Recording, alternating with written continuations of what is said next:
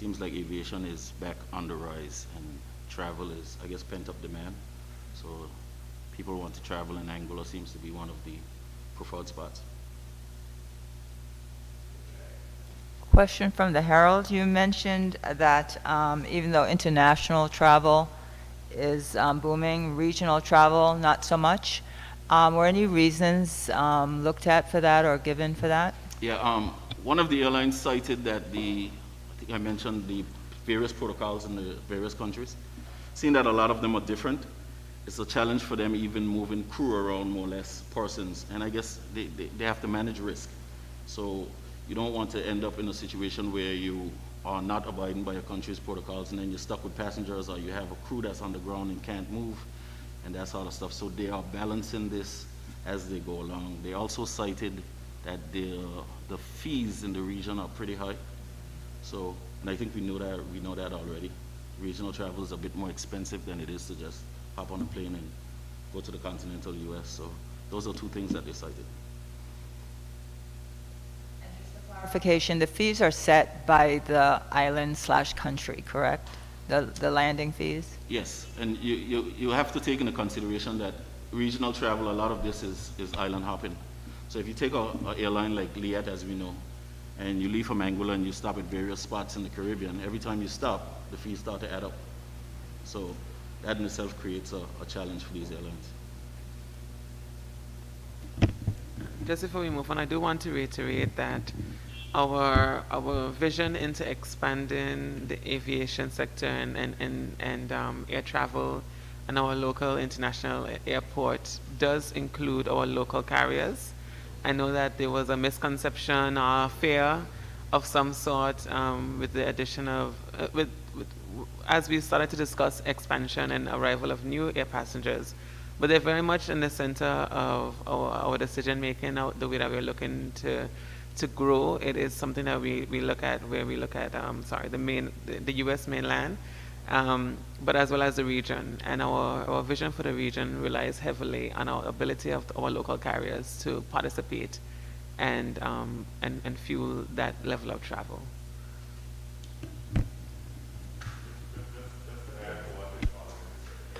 Stated, the reality is a rising tide floats all ships, floats all boats.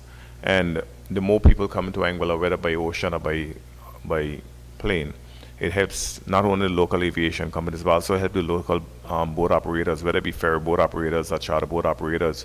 Because the more people come to Anguilla, the more excursions, the more need to go to the various islands. Because when people come to Anguilla, or even people come to St. Martin, that's why the day trips are so important for us. If you look at the day trips prior to the pandemic, you'll see we receive over 100,000 day trippers on an annual basis, and that's because people move around to explore the different islands because of the close proximity of each of these islands. So when people come to Anguilla on American Airlines or any of those other airlines, their final stay may not be in Anguilla. Their final stay may be in St. Bart's, and maybe in Statia, St. Eustatius, St. Martin.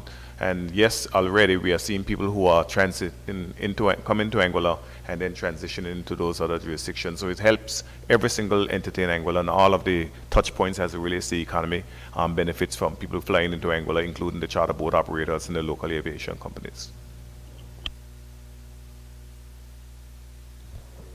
KCN Channel 4, I heard you mention something about shared risk.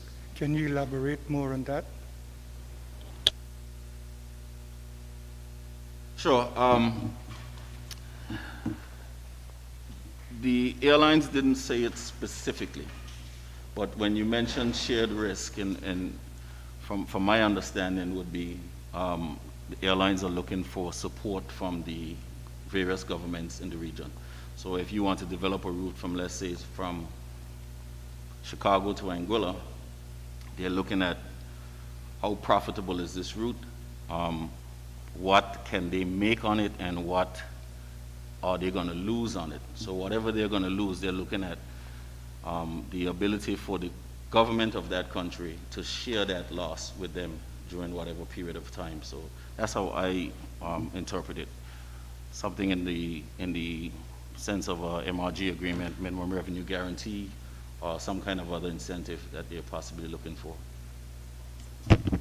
In our conversation with airlines, that can be anything from shared marketing, so that the country joins with the cost of marketing the destination and the route, to minimal revenue guarantees. So it really depends on what the model is for the different airlines. It's not something that's completely static. So a follow-on question from the Herald. So this model of shared risk is not a new model. It's something that's been ongoing for a while, correct? So not for Anguilla, but just generally. So in areas around here, like St. Kitts gets really good traffic. Do you know, I mean, if you don't know, I don't want to say, fine. But do they participate now in a shared risk concept? Yeah, I'm sorry, I wouldn't know that. You don't know that. Okay, thanks.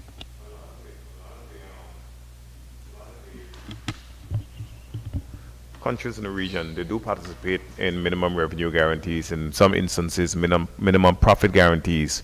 But we know the British overseas territories, they do not participate in minimum revenue guarantees. No shared marketing and things like that. This is something that we're always keen to do, and this is important. That is why Mr. Richardson's learned view that the St. Thomas Tourism Authority did not know that Cape was serving on the Anguilla St. Thomas route was very interesting to us, because this is something that we want to develop, and it's quite interesting because this is something that persons in Anguilla have been asking for a very long time, you know, to open that route, because there are so many Anguillians living in the British Virgin Islands and the United States Virgin Islands, but the load factor, as he said, especially on the morning flight, is not where it ought to be. That could be because of COVID. That could be because of marketing. So we are examining that, but we're going to do all we can to market that flight and market all of the flights that come into Anguilla, including the local airlines and American Airlines.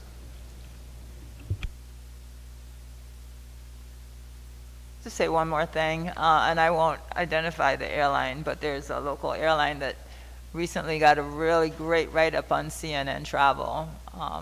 I don't know if you all had anything to do with that, but it was very, very good. I sent it to all my friends.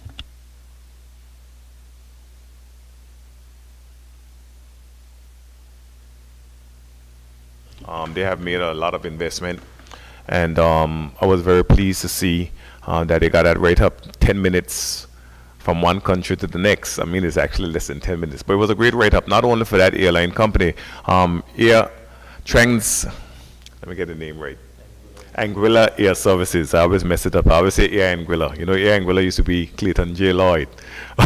So they really and truly got that on their own merit. The fact that they've been doing so much work over the years, developing that company, developing the routes, not only the routes from St. Martin to Anguilla, St. Bart's, Anguilla, but also Antigua, St. Kitts, and the like. So it was very good for us to see that right up. It promotes not only the aviation company, but it also promotes the destination as a whole. And while I say that, Elvis Beach Bar was also named the #1 beach bar in the Caribbean, and that is significant. It shows that Anguilla is first. Check is #5. So we had 2 of the Anguillan beach bars in the top 10. I mean, that is something that we can applaud, and it shows that we're on the right path. And Anguilla has a lot of tremendous assets and products that anybody can enjoy, because these are entities that not only the tourists patronize, but also the local populace patronizes. So kudos to Sunshine Shack, and kudos to Elvis's Beach Bar and Anguilla Air Services. I mean, you are demonstrating that Anguilla is first. If I could add to that, Minister, the St. Kitts Tourism Authority also told us that they were very, very pleased, and they appreciate the support from the local airlines here in Anguilla. They even went as far as to say Trans-Anguilla was the first airline to return to St. Kitts following Hurricane Irma, and they were very appreciative for that as well. So they wanted to make sure that I'm aware of that. Excellent, thank you. And Ms. Richardson, thanks for your hard work, and for, you know, as you were saying, the airport resurfacing, by getting the PCN up, and, you know, has opened up to new markets and new airlines, and so we'll continue to do the good work that you do. Paul Sec and Minister, thank you. Just, you have, okay. I have a question for Parliamentary Secretary, Mrs. Gums Marie. It's in reference to the climate control issue. I know you're a proponent of climate control and an advocate for it. The Intergovernmental Panel on Climate Change released their report. It's a report that's done actually every 6 or 7 years, involves about 68 different countries.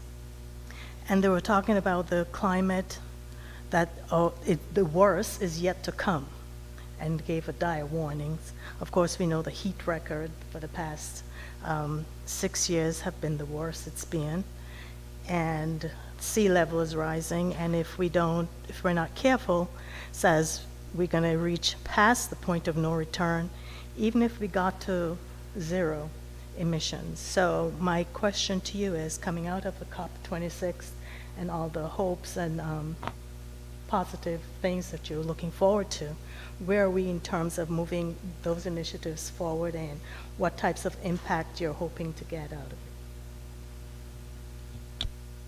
it? Thank you. Coming out of COP, I think what's very important is ensuring that you have a relationship that surpasses the synergy that exists in the room at COP, because very easily you can get caught up in just being in the room and the excitement of your shared passions, and then nothing comes out of it. I think that Anguilla was very successful to have the partners that we did from COP. We have quite a few things. Someone actually asked me a similar question about a week ago, and right now we are in the execution phases, where we're either bidding for certain things or we're doing the groundwork to get the projects off the ground. So right now, there's not much to say until it occurs. But we've had really good partners that we had, from the FCDO in the UK to the UN to the Commonwealth, in sharing information and providing connections.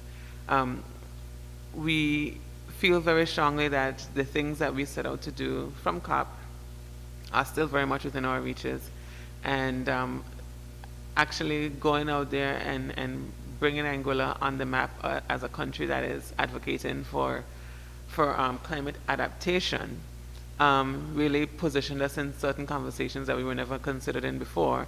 So we also have the opportunity to advocate for ourselves and to be considered by bodies that we might not have had previous conversations with. So we have some work ongoing, and our conversations with the UK in particular, as it relates to the Blue Belt and the Blue Shield program, still ongoing as we try to carve out our space, because it is still a bit of a challenge to speak to persons who understand climate change as an effect, as something that occurred because of their daily activities, and then bring that sort of mindset to a country that is impacted by climate change and can't do anything to really change it, but to adapt. So sometimes it's about really pushing the conversation that we are in a position where we have to adapt and explain the levels that climate change impacts us. Climate change impacts our ability to survive. Climate change impacts our ability to earn, our economies. On a socio-cultural level, it impacts our children's ability to be in school. We know that in times of after major climatic events, we do see things like rise in domestic abuse cases because of people's having to stay home and things like that. So we have a lot of different impacts from climate change, and we are our best storytellers. So we have to do a lot to package that and explain to the world where we stand and the importance of what it means for us. So we are doing our bit, and I think that we are making some headway from COP.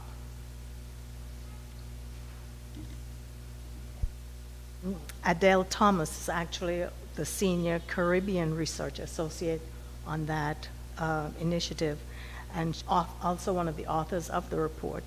And she said that we need to press the need to ramp up our adaptation. So hoping that we get some suggestions as to what that really means as we go along. Well, for Anguilla, a lot of our adaptation initiatives are in the Blue Anguilla Task Force report, and we're soon coming out with our implementation plan. So we intend to really position Anguilla to be able to, in some cases, adapt immediately, or at least explore the feasibility of adaptation as opposed to other routes. So we are doing the work, and it's currently ongoing.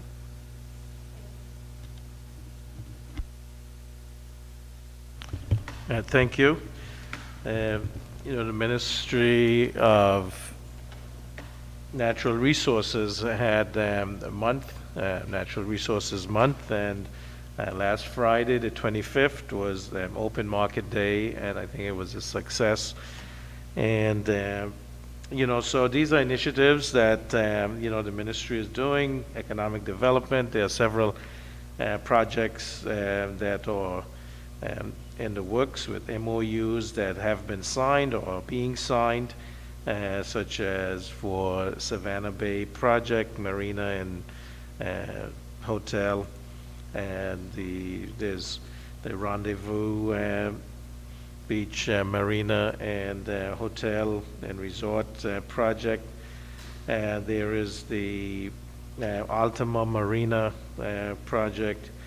So there's several, and then there's also the medical school, the AUA.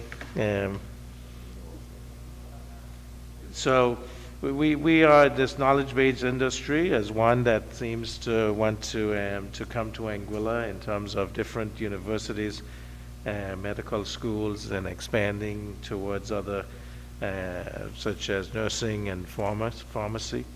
And so Anguilla is attractive. And I think that's a lot to say. It has to do with our environment, it has to do with our people, and it has to do with our ease of doing business. So these are all policies and strategies which we will continue to foster and continue to keep Anguilla on the rebound. And so I want to thank you. If there are any questions, I'll take them. If not, I want to say thank you for coming. Good afternoon again. Dr. Webster, a press release was just issued sometime today from the acting premier. She issued a press release in terms of the Russia invasion in Ukraine and the likely impact for Anguilla in the Caribbean. I just want to get your general feedback on this particular matter, and what impact do you think this will have on us here in Anguilla in the long run, seeing that GST is due to come on stream in July? Well, as a people, we should be against any wars, especially when there's invasion. Certainly we know that foreign affairs is the remit of Her Majesty government and under Her Excellency the Governor. But I do think that we should always, be able to voice our opinions, which are that we do not believe that, war should happen, and these bigger countries should not invade smaller countries. They should be sovereignty. And what we have seen is that the prices have gone up, especially with fuel, and that will, as we already see, inflation was on the rise with the issues of shipping, the supplies being reduced, and so that is something that we have seen. Now, in terms of we are, as an administration, looking at ways that we can try to relieve some of these increased prices. I've been speaking with the financial advisor, the permanent secretary, the principal assistant secretary, the controller of customs, controller of Inland Revenue Department, as to ways that we can look into controlling the cost of living here in Anguilla. Those we will bring to you as we come to conclusions, and they go to Executive Council for consideration and hopeful approval. and then to the House, of course. In terms of how this will affect GST, GST is a broad-based tax, and so, you know, the rising prices will be rising prices, and GST is scheduled to be implemented the 1st of July 2022, and the Inland Revenue Department is working with the businesses that would fall under the or over the $300,000 threshold, to educate them, to let them know what equipment they need, and certainly that is an ongoing process. The marketing campaign is out there to educate the business community and the consumers. Dr. Webster, I know some time ago the team from Inland Revenue were in an interview, and they made mention that the businesses will have to get rid of their stock before GST comes into play. So I know that caused a stir. I'm just wondering, how do they intend to work it out in terms of working with the businesses to achieve this? Is this really possible? Because I'm sure most businesses, you know, they import stuff for an extended period of time. Will that be possible? Is this really realistic? That's being worked on right now in terms of how the transitionary period would work. There are several options that have been raised. We do have consultants, tax consultants, who have worked in other jurisdictions in terms of implementing GST or VAT. And so we are going through those right now. In fact, tomorrow we, as Cabinet, are meeting with IRD to discuss some of those, what would be the best working solution for Anguilla. But certainly these are under consideration. Premier, we were hoping that the Commissioner of Police would have been here to give us more information in terms of the case that is going forward with the Kimberly. We were hoping that he would have been here to give us more information. And the police have released a statement. I'm sure it's an ongoing investigation, and they will give more information as they see fit, so they don't compromise the case as it is. I have not met or spoken with the commissioner as yet. I do have a meeting later today, and so, but as I said, I'm sure the police will be forthcoming with information to inform the public as they can, understanding that this is an active, ongoing investigation.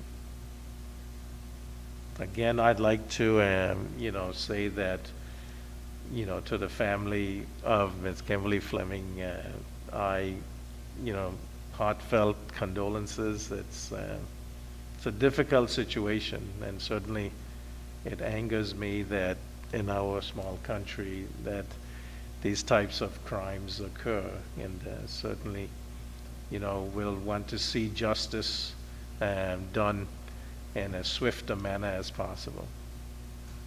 Thank you. If there are no other questions, I thank you for coming. I want to thank Dr. Joyce from the Anguillian, Ms. Felicia Tennis from Radio Anguilla. We also had Teal here earlier wearing hot pink. Don Hodge from the Daily Herald, Lloyd Gums from Lloyd's Live, and certainly Mr. Carlton Pickering from KCN Channel 4. We have a liaison to the Spanish-speaking community, our public relations officer. We have Mr. Assistant Courtney Morton, who is here. Dites, of course, for keeping us on the air all the time. Certainly Parliamentary Secretary, Minister Hughes, myself. And want to say that, you know, Wednesday is Mr. Ronald Webster's Day, which is to honor the father of the nation, the late James Ronald Webster, for the service that he gave to this country. And I want to say there's an event, 9 o'clock, starting at the mausoleum, and want all of you who can to come out celebrate this hero of ours, and it gives us pride to know that we are here because of the work of stalwarts like Mr. Webster. Also, the late Mr. Hugo Ray, certainly he did his part, and certainly his passing is a loss to this country when he started the first funeral home and other ventures. And want to say to his family, deepest condolences from government of Anguilla, from myself and my family. So thanks again. We'll see you next Monday, and looking forward to a good informative session. Thanks for coming out. God bless you. May God continue to bless Anguilla.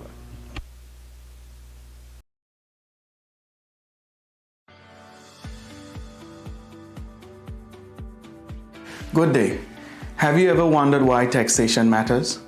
To appreciate Anguilla's journey to GST, we must first understand the importance of taxation. Taxation funds the delivery of essential public services and infrastructure to improve the lives and well-being of the residents of Anguilla.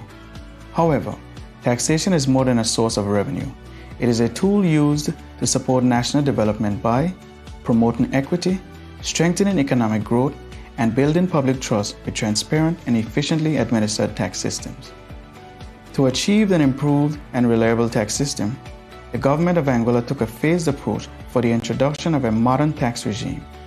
The main phases are the implementation of an interim goods tax, IGT, on the 1st of October 2019. IGT will be repealed and replaced by GST on 1st July 2022. The passing of a Goods and Services Act on 29 July 2021, the GST registration period for businesses from April 2022, and the implementation of a GST tax system on 1st July 2022. GST brings many benefits for businesses and people in Anguilla. For example, people in Anguilla will benefit from modernization of Anguilla's economy, creation of a safety net, more resilience to economic shocks, and higher accountability from government and businesses. Additionally, GST-registered businesses will benefit from the recovery of GST paid on their purchases, easier maintenance and accounting records through an automated portal, and enhanced marketplace credibility and reputation. The Inland Revenue Department is preparing for the commencement of a GST tax system through launching its website and taxpayers' online portal, modernizing and digitizing its services to allow filing and payment online, training its staff, and conducting taxpayer education initiatives. What do businesses need to do to prepare? Prior to the GST implementation date, businesses must check whether they are required to be a GST-registered business by 1st May 2022, ensure their accounting systems can administer GST, maintain accounting records, prepare point of sales to capture the GST calculation, and revise pricing to display prices inclusive of GST. Consumers, on the other hand, must, from 1st July 2022, be knowledgeable of zero-rated supplies and exemptions, know that only GST-registered taxpayers can charge them GST, familiarize themselves with the GST certificate, and review receipts and invoices. IRD looks forward to engaging with the people and businesses of Anguilla throughout this journey. This is the journey to GST, the journey to growing sustainably together.